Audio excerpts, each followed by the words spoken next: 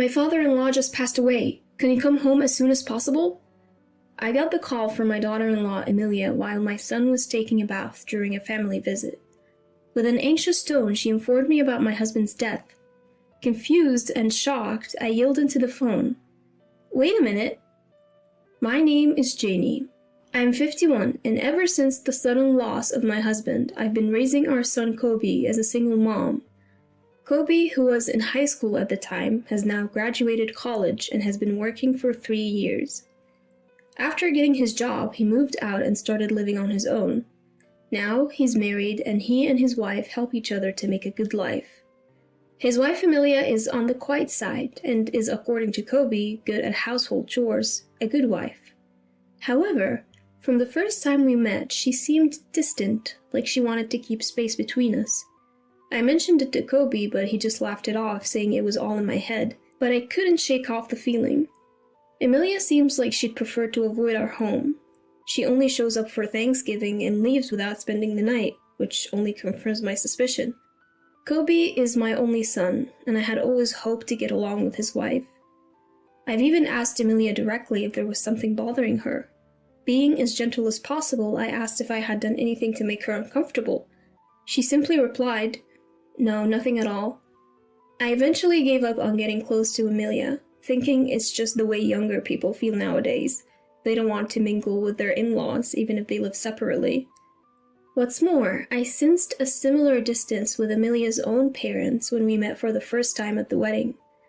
I mentioned to them that my husband had passed away years ago, and it seemed to create even more of a gap. Even though Kobe had told them from the beginning that I was a single mom, maybe seeing it firsthand created some negative impression of me. So, I've decided not to intrude on Kobe's marriage and quietly observed the wedding. Since then, the gap hasn't closed between me, Emilia, and her family. Even though my son and his wife live relatively close, our family dynamics have become distant. Today, Kobe brought over some wedding photos, but of course, Emilia was nowhere to be seen. I feel grateful when I see Kobe, noticing my disappointment, offered to stay over tonight even though he's alone. Makes me proud to see how kind-hearted he's become. Looking at the picture of Emilia, I find myself smiling, thinking how pretty she looks when she's laughing next to Kobe. It's tough to suppress the loneliness when my own daughter-in-law avoids me for reasons I can't understand, even though we're still getting along. After carefully storing the photo and having dinner, I idly flip through a TV variety show.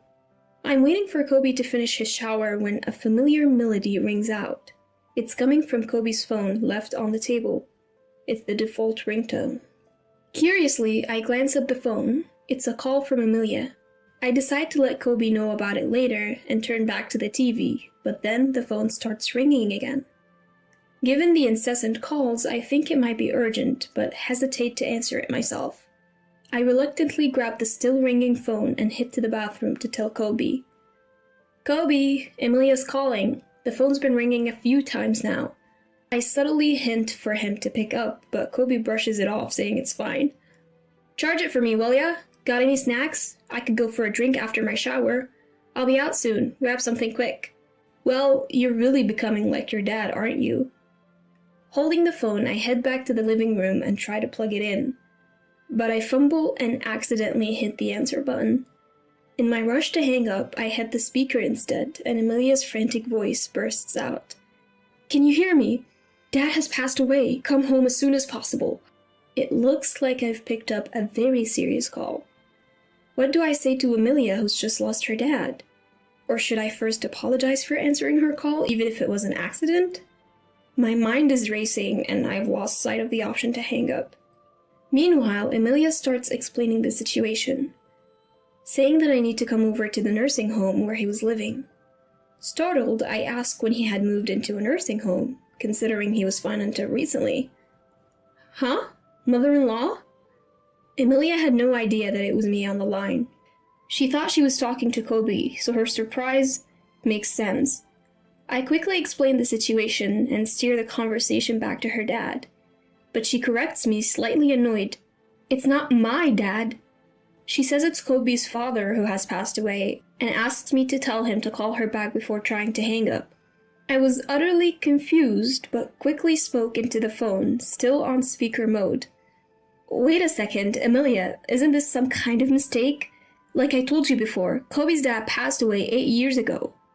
Amelia seemed shocked by my statement. She stuttered momentarily but quickly regained her composure. Now's not the time for lies. Why would you lie about something so heartless at a time like this? Before I could make sense of Amelia's sudden accusation of me lying, the room fell silent. In that moment, I noticed that Kobe, his face pale, was holding the phone. The call had ended. He had likely rushed over after hearing our heated conversation while taking a shower. Water was still dripping from his hair. It was clear that he'd hurriedly grabbed the phone. I asked Kobe, who was deliberately avoiding eye contact with me, what was going on. What did Amelia mean when she said your father just passed away? I had made it clear to her before we got married that your father had passed. Why would she think otherwise? When I pressed Kobe, who was visibly uneasy, he dodged my questions. Whether it was a misunderstanding on Amelia's part or someone who was like a father to him, it was clear he was hiding something. We'd been having a tense exchange for a while.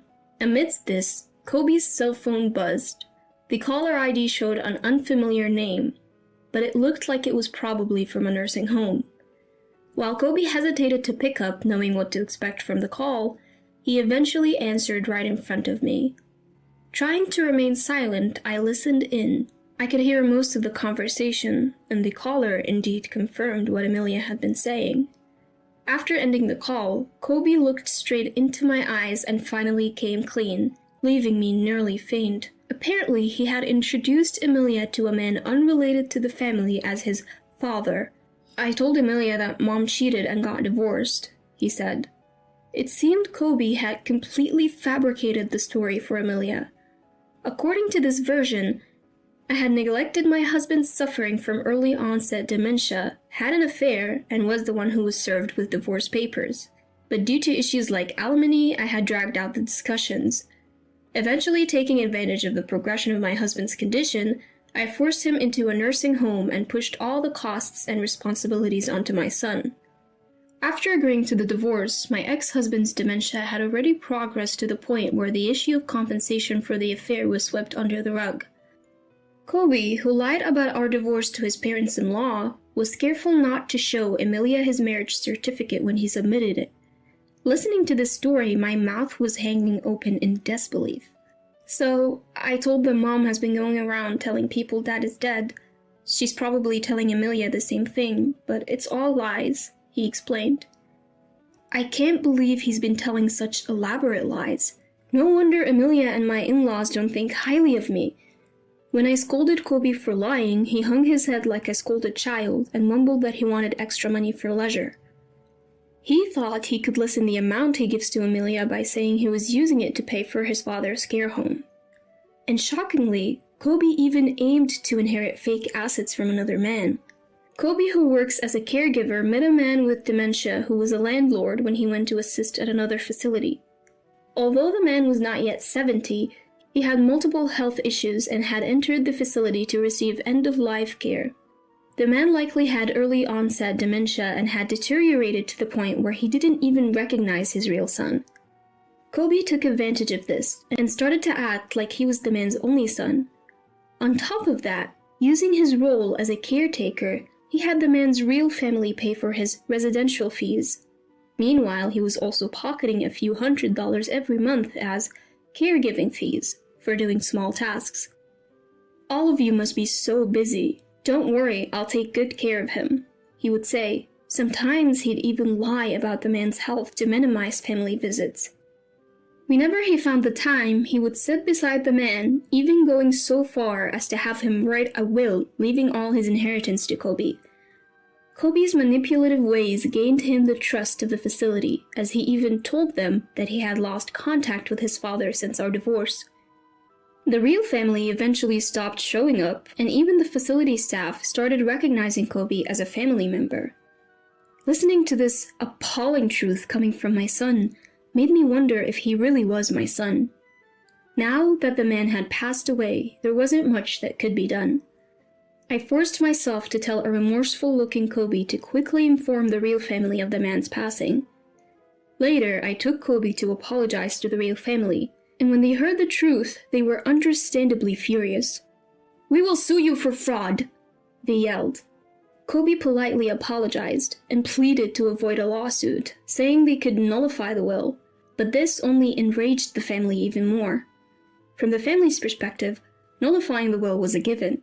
Nothing had been resolved, including the caregiving fees and the manipulation of the deceased.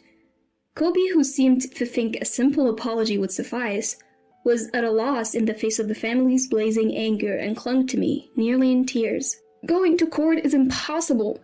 Mom, you know it too, right? I don't have money to pay for damages. I've told you everything, help me. A mother always defends her child, doesn't she?